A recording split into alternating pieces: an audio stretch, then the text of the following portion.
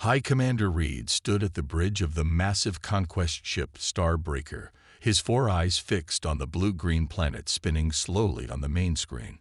His golden scales reflected the soft light of the ship's controls as he studied the readings with growing confusion. According to every instrument, this world should be completely uninhabited. "Commander, the initial scan results are ready," announced First Officer Miller, her tentacles dancing over the holographic controls. But there must be some mistake. Reed moved closer to the display, his tall figure casting a shadow over the data streams. "Explain." "The planet's conditions are impossible. Gravity at 9.8 units, nearly double the galactic standard for habitable worlds. The atmosphere is highly corrosive, containing large amounts of oxygen. Temperature variations of over 100 degrees in a single rotation. Active tectonic plates causing regular earthquakes. Constant electromagnetic storms. It's a Class 13 Deathworld, sir."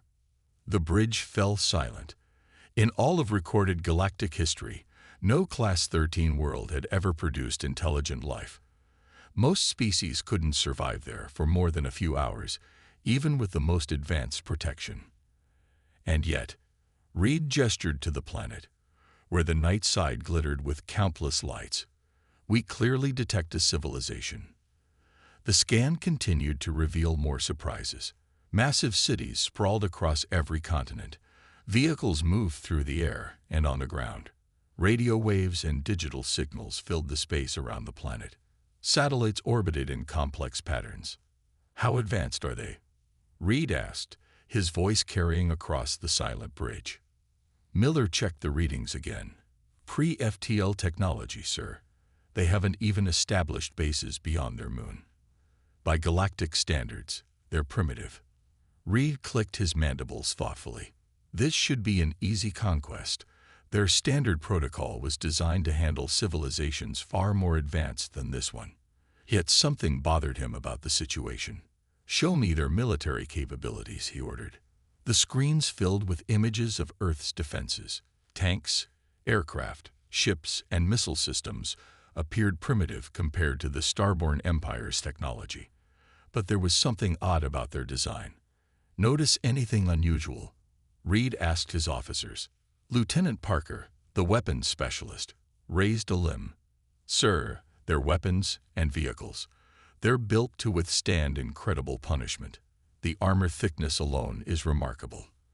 And look at their bunkers, carved into mountains, deep underground.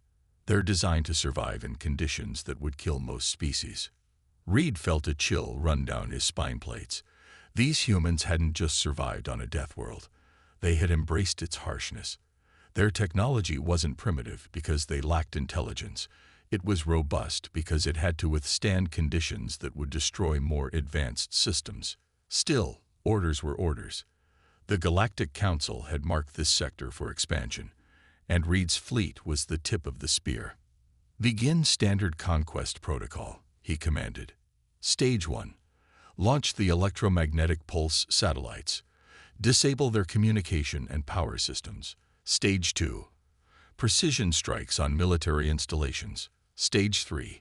Ground forces secure major population centers." As his crew rushed to obey, Reed watched the planet rotate below them. These humans had never faced a spacefaring civilization before. They had never seen the weapons and technology his fleet carried. Victory should be swift and certain. But as the first EMP satellites moved into position, Reed couldn't shake an uncomfortable feeling. His species had evolved on a perfect world, stable climate, low gravity, filtered sunlight. Every species in the Galactic Council came from similar paradise worlds. What kind of creatures would evolution forge in the crucible of a Class 13 death world? He was about to find out. "EMP satellites in position, sir," Miller reported. "Awaiting your command." Reed straightened his ceremonial armor and gave the order that would begin the invasion of Earth. Fire.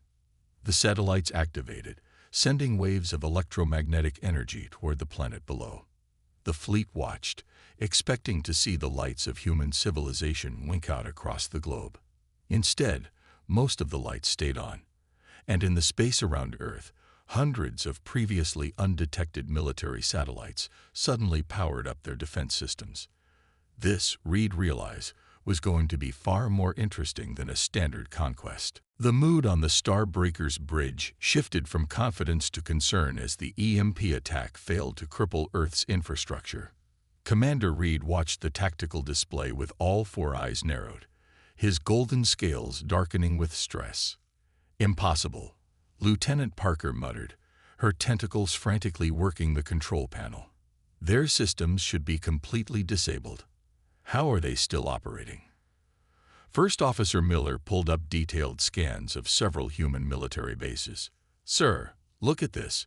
Their critical systems are protected by something called Faraday cages, and many of their computers use primitive technology that resists EMP effects." Reed clicked his mandibles in frustration. These humans had prepared for electromagnetic attacks, despite never facing an alien invasion. How could they have known? "Launch the precision strikes," Reed ordered. "Target their largest military installations first." Bright streaks of plasma cut through Earth's atmosphere as the alien fleet launched its attack. The weapons were designed to slice through the strongest energy shields in the galaxy. Against primitive human defenses, they should have been devastating. The first shots hit a military base in a place called Colorado. Instead of the expected destruction, the plasma bolts splashed against the rocky mountain, melting only the outer layer of stone. Deep radar scans revealed the truth. The base extended miles into the mountain, protected by layers of rock that had taken humans decades to hollow out. "Their bases," Reed said slowly, "they're not just built to withstand attacks from above. They're built to survive their own planet's natural disasters. Earthquakes, volcanic eruptions, extreme weather." More strikes followed, but the results were similar. Human military installations proved remarkably hard to destroy. They were scattered, redundant, and built to endure punishment that would shatter most alien structures. "Ground forces report they're ready for deployment, sir," Miller announced. Reed studied the tactical map. The humans were already mobilizing their forces, using their surviving communication networks to coordinate a response.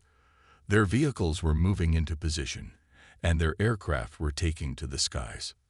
"Begin the landing sequence," he commanded, "but modify the environmental suits for maximum protection. If these humans can survive in these conditions naturally, we can't take any chances." The first wave of alien troops descended toward a flat area in a region called Kansas. Their landing ships, designed for precision deployment, struggled against Earth's powerful winds. The gravity, nearly twice what they were used to, made every movement difficult and slow. That's when the humans launched their counterattack. Simple projectile weapons, technology the aliens had dismissed as primitive, proved deadly effective against their advanced armor. The aliens' energy shields were calibrated to stop plasma bolts and laser fire, not solid bullets moving at high speeds.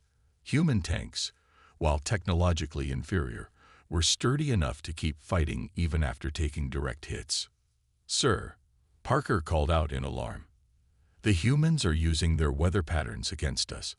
They're timing their attacks with approaching storm systems to mask their movements."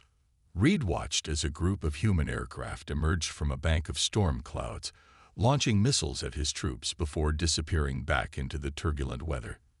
His soldiers, struggling to move in the high gravity and harsh conditions, were easy targets. "Pull back the ground forces," Reed ordered. "Regroup and reassess." He turned to his science officer. "I want to know everything about how these humans fight. They've turned their planet's deadly conditions into advantages. We need to understand how." As the alien troops retreated to their ships, human forces pressed their advantage. They had practiced fighting in these conditions their entire lives. The storm, the gravity, the thick atmosphere, these were all home field advantages for humanity. Reed stared at the tactical display, watching more human forces converge on their position.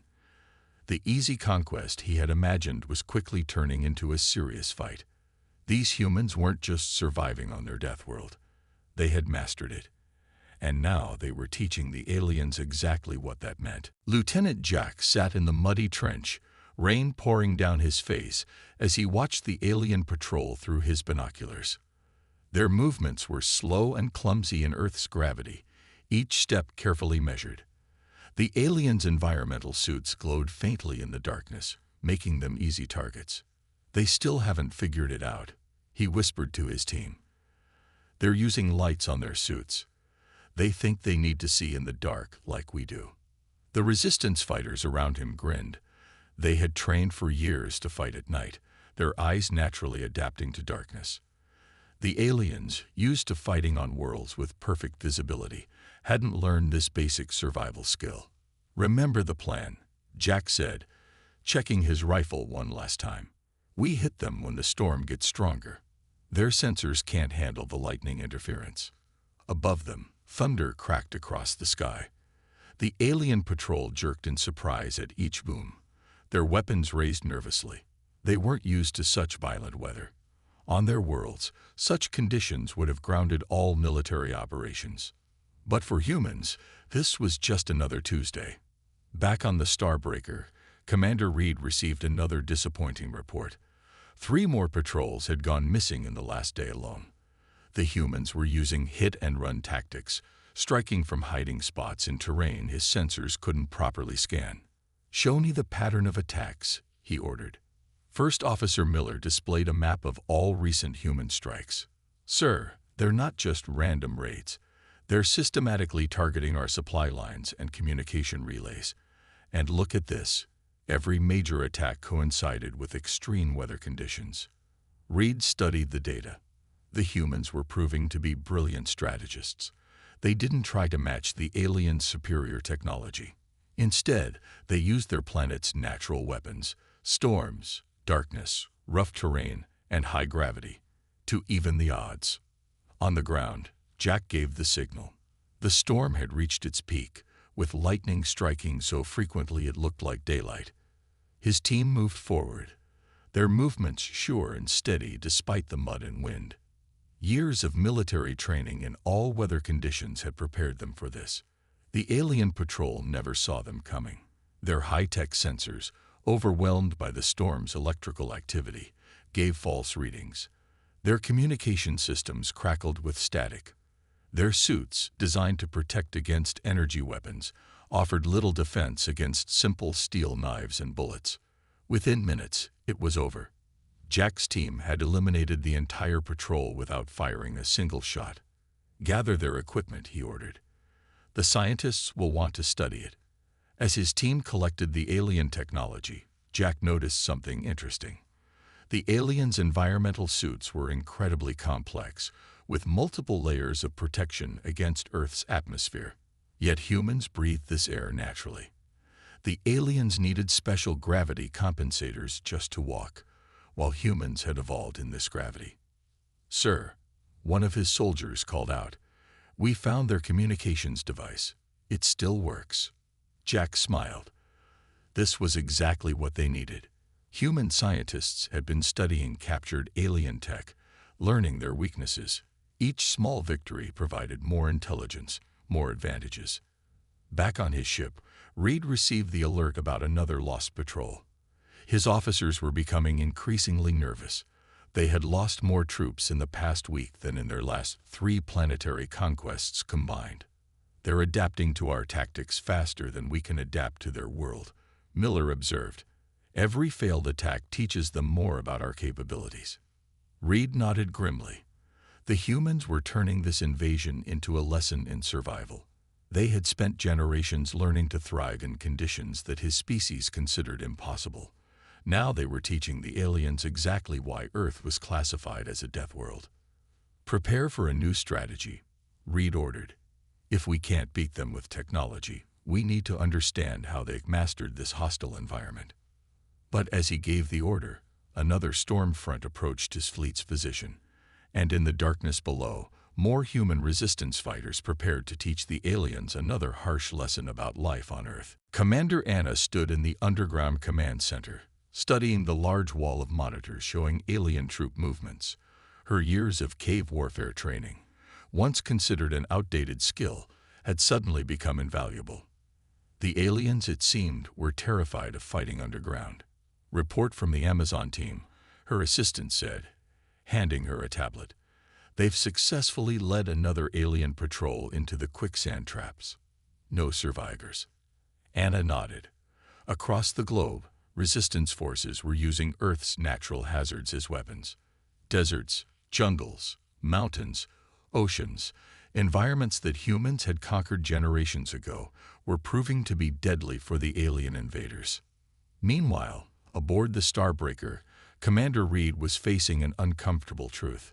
His medical officer displayed holographic images showing the difference between human and alien biology.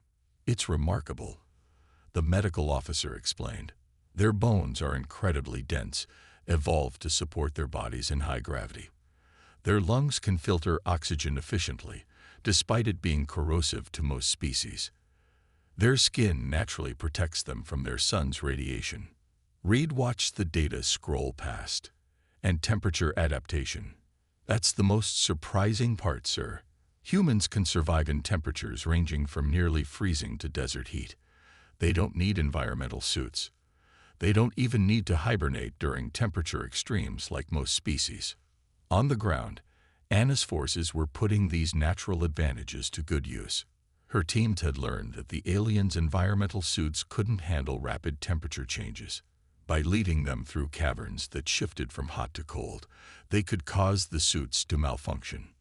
"New intel from the captured alien database," her tech specialist reported. "Their homeworlds are all paradise planets. Perfect gravity, stable climate, filtered sunlight. They've never had to adapt to harsh conditions." Anna smiled. "No wonder they can't understand how we fight. They've never had to struggle just to survive." In the alien fleet, Reed reviewed footage of human combat tactics with growing amazement. He watched them run for hours in full gear, climb sheer cliffs with minimal equipment, swim through rough seas, and fight in blinding sandstorms. "Their endurance is impossible," Miller said, her tentacles twitching nervously. "Our troops are exhausted after an hour in this gravity, but the humans just keep going." "It's not just endurance," Reed replied. "Look at how they use their environment. Every hazard we avoid, they turn into an advantage." A new alert flashed on their screens. Human forces had been detected moving through a region of active volcanoes, using the heat and toxic gases as cover. The alien sensors couldn't penetrate the natural interference. Back in the command center, Anna received word of a successful operation in Siberia. Her forces there had used the extreme cold to their advantage, knowing the alien suits couldn't handle the temperature. When the suits failed, the aliens learned another harsh lesson about Earth's environment. "They thought we were primitive because we built everything to withstand extreme conditions," she told her officers. "They never realized that surviving here made us stronger."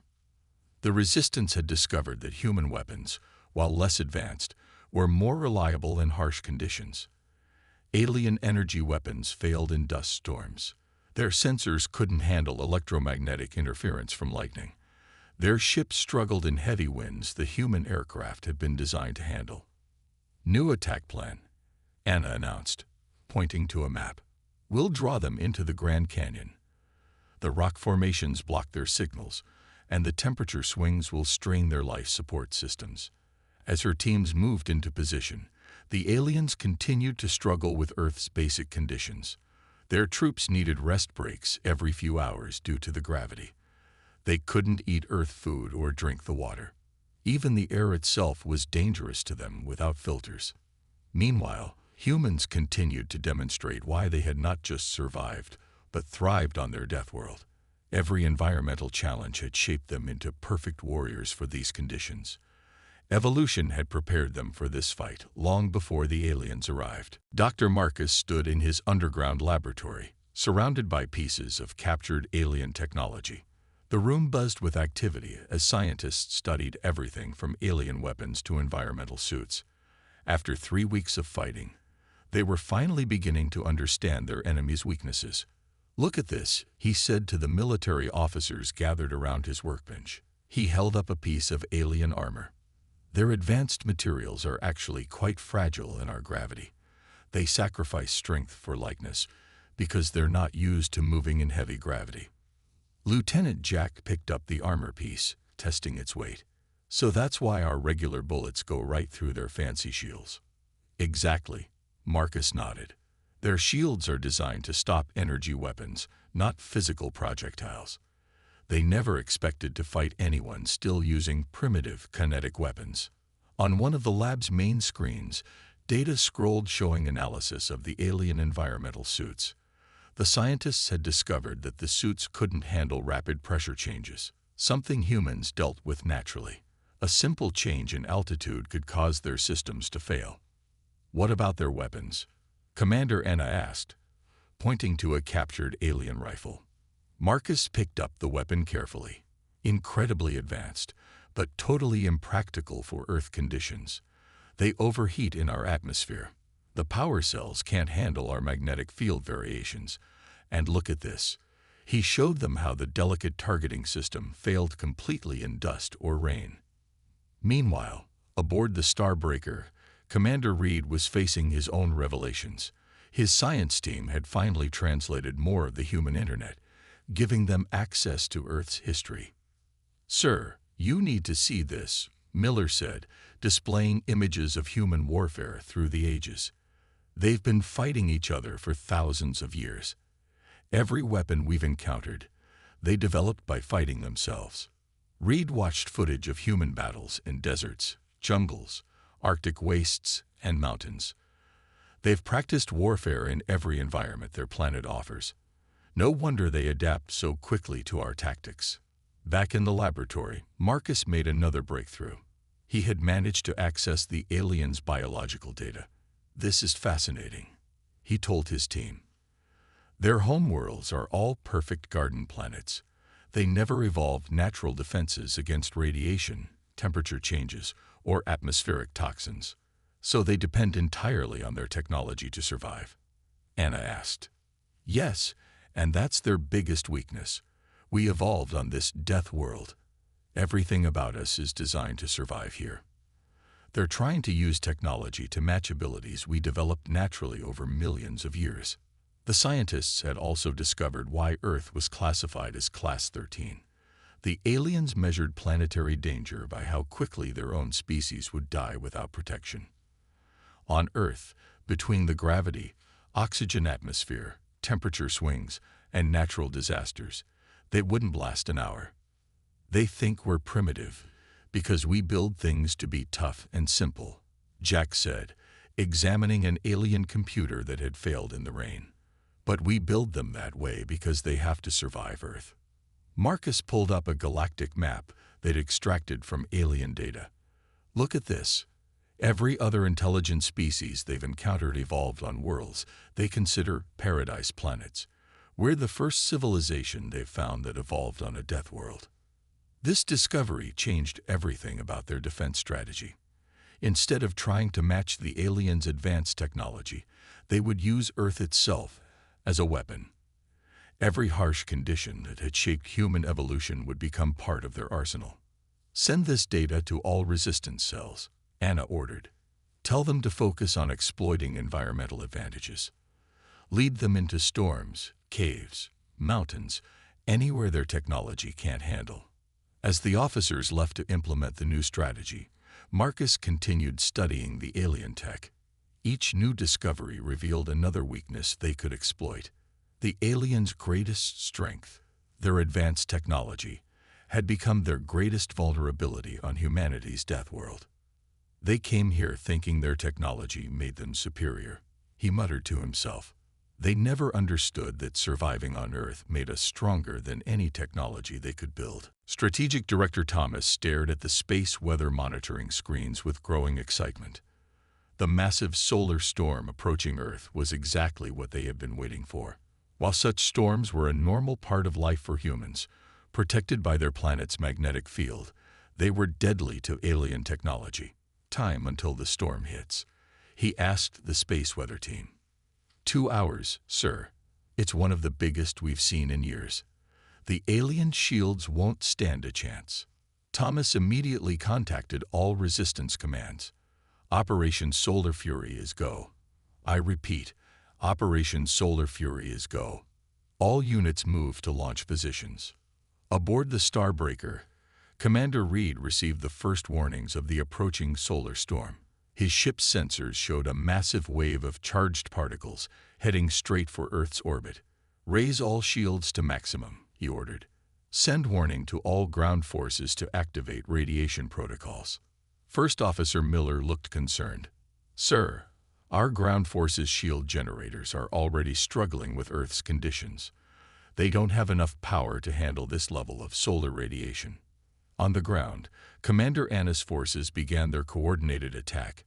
They had spent weeks preparing for this moment, studying alien shield frequencies and testing their weaknesses. Now, as the solar storm approached, they'd put their plan into action. All teams, begin Phase 1. Anna ordered through the secure radio network.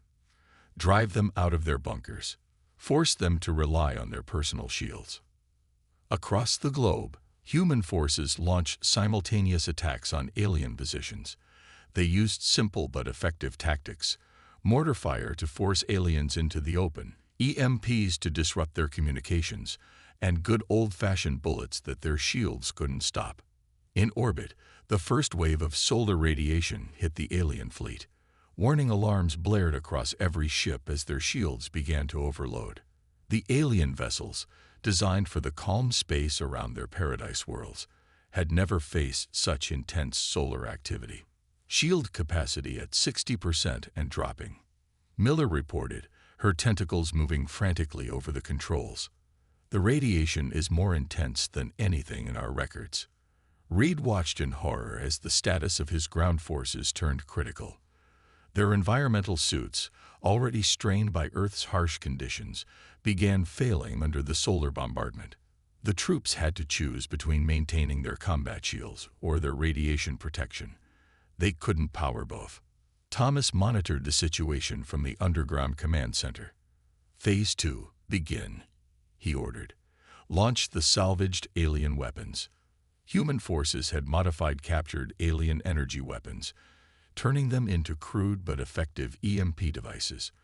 As the solar storm peaked, they triggered these weapons, creating a cascading failure in the aliens' already strained shield network. Sir, we're losing contact with ground units, Miller reported to Reed. Their shields are failing. Their suits are failing. We're getting emergency evacuation requests from all sectors. The humans pressed their advantage. Aircraft, specially shielded against solar storms, struck at alien positions. Ground forces, protected naturally by their planet's magnetic field, moved in to capture alien equipment and troops. They planned this, Reed realized, watching his invasion force crumble. They knew the storm was coming. They waited for it, prepared for it. Thomas smiled as reports of victories poured in from around the world. The aliens had never understood that humans didn't just survive on their death world. They had learned to use every aspect of it, even its solar storms, to their advantage. All forces, execute Phase 3, he ordered. Capture their grounded ships. Secure their technology. Show them why you don't invade a death world. The alien troops, their technology failing and their bodies unable to handle Earth's environment, began surrendering in massive numbers. Their superior weapons and shields, useless in the storm, could not help them. The very environment they had dismissed as primitive and hostile had become the humans' strongest ally. Reed looked at the tactical display, watching his invasion force collapse. Send the evacuation signal, he ordered quietly. We've lost this world. The humans had not just defended their planet. They had proven why Earth's harsh conditions had made them one of the toughest species in the galaxy. Their victory would be remembered as the day when a primitive death world civilization defeated the most advanced military force in known space. High Commander Reed stood before the Galactic Council, his golden scales dulled with exhaustion. The great chamber, filled with representatives from 100 paradise worlds, fell silent as he began his report on the failed Earth invasion. Members of the Council, he began, I come before you with an urgent warning. We have gravely misunderstood the nature of Class 13 worlds and the beings who evolve on them. The Council Chamber's holographic displays showed images from the Earth campaign.